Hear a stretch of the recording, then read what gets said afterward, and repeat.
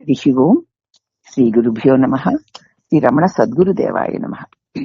1936 December 18. ఇది 297వది. Cohen అంటున్నాడు, ధ్యానం మనసుతో మేల్కొని ఉన్నప్పుడు, ధ్యానం చేయాలంటే మనసుతోటే చేయాలి కదా భగవాన్. అది మేల్కొని ఉన్నప్పుడే కదా ధ్యానం చేయడం. స్వప్నంలో కూడా మనసుంది, మరి అప్పుడు ధ్యానం ఎందుకు లేదు? స్వప్నంలో కూడా ధ్యానం చేయడం సాధ్యమా అసాధ్యమా అని అడిగాడు. ధ్యానం అంటే మనసుతో చేస్తాం కదా భగవాన్, అది మెలకుగా ఉన్నప్పుడు చేస్తాము. మరి స్వప్నంలో కూడా మనసు ఉంది కదా, అప్పుడు ధ్యానం ఎందుకు చేయడం లేదు? స్వప్నంలో ధ్యానం చేయడం అసాధ్యమా అని అడిగాడు కోహెన్. అప్పుడు మహర్షుల వారు అంటున్నారు, ఓహో, స్వప్నములో ధ్యానం ఎందుకు లేదు అని అడుగుతున్నావు కదా, ఆ ప్రశ్నను స్వప్నంలో అడుగు.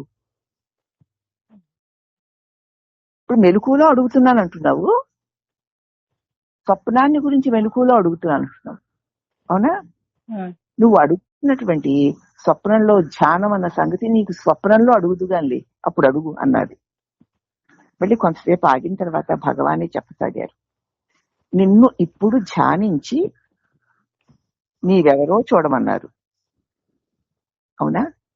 ఇప్పుడు నువ్వు ధ్యానం చేయి, నువ్వెవరో చూడు అని కదా చెప్పారు నీ గురువు నీకు.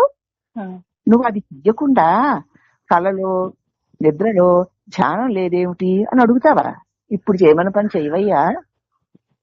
కలలో ఎందుకు ధ్యానం లేదు, నిద్రలో ఎందుకు ధ్యానం లేదు అని అడుగుతున్నావేమిటి? ఆ మెలకువ ఎవరికో తెలుసుకో. ఇప్పుడు మెలకువలో మనసుతో ధ్యానం చేస్తున్నాను అంటున్నావు కదా, ఈ మెలకువ ఎవరికి? ఈ మెలకువ ఎవరికో తెలుసుకుంటే కళా నిద్రలు కూడా వాడికే అని నీకు అర్థమవుతుంది కదా. ఈ మెలకువ నాకే అంటావు, ఎవరికంటే నీ మెలకువలో నీ మనసును ధ్యానం చేస్తున్నావు. అలాగే కళ కూడా నీదే కదూ, నిద్ర కూడా నీదే కదూ.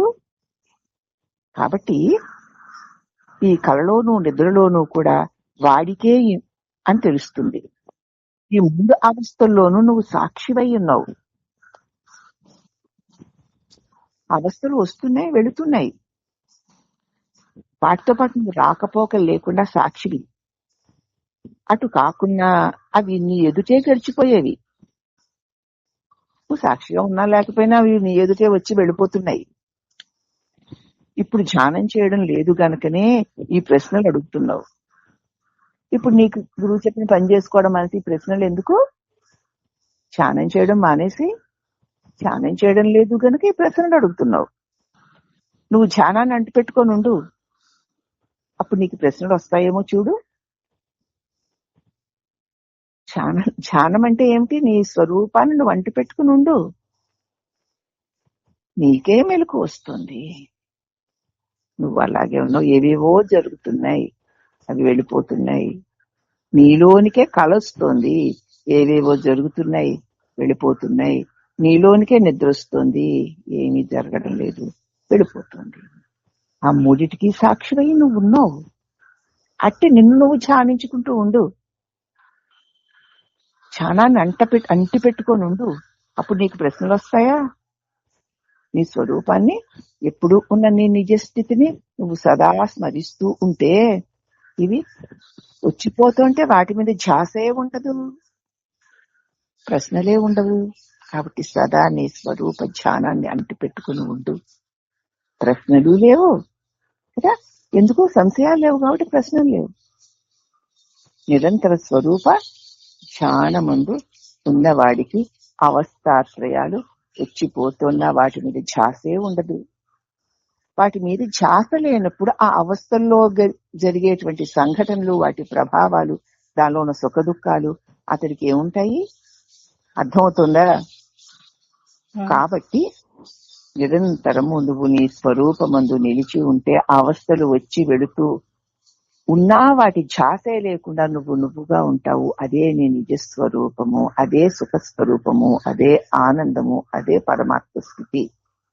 కాబట్టి నువ్వు నీ నిజస్వరూప ధ్యాసలో సదా ధ్యానంలో ఉండు.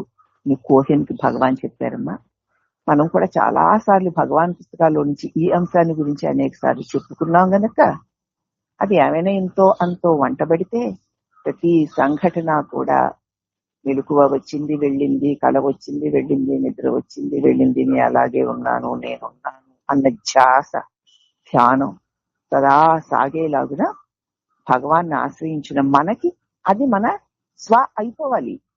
అలా అవ్వకుండా ఇలాగ ఎన్ని చెబుతున్నా విన్నా మళ్ళీ దేని ఏ అవస్థ వస్తే అవస్థలో కలిసిపోయి అవే నేను అనుకున్న భ్రాంతిలో ఉన్న వాడికి ఎన్ని బోధలైనా వృధాయి.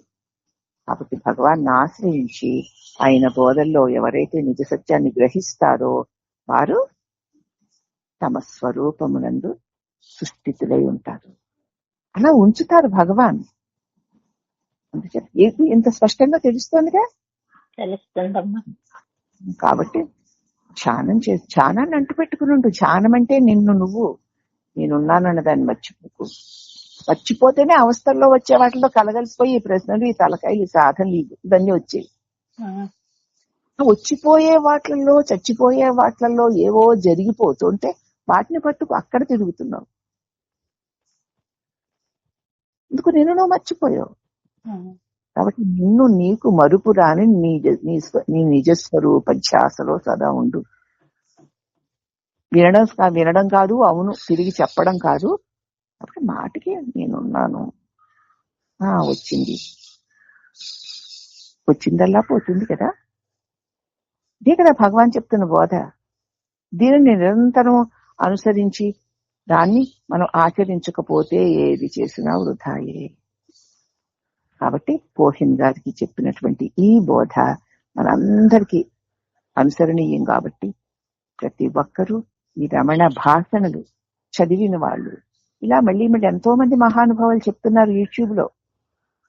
అలాగే మనం చెప్పుకుంటున్నాం. దాన్ని నిరంతరం మననం చేసుకుంటూ నేనున్నానన్న దాన్ని మర్చిపోకుండా సదా ఉండడానికి ప్రయత్నం చేస్తూ ఉండడమే నిజమైన సాధన, నిజమైన ధ్యానము, నిజమైన మోక్షమును. హరి ఓం నమః.